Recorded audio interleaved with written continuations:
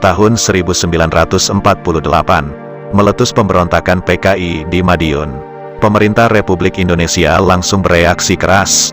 Operasi militer pun digelar, dikutip dari buku, Bahaya Laten Komunisme di Indonesia Jilid 2, Penumpasan Pemberontakan PKI, 1948, yang diterbitkan Markas Besar ABRI. Pusat Sejarah dan Tradisi ABRI, 2 Batalion.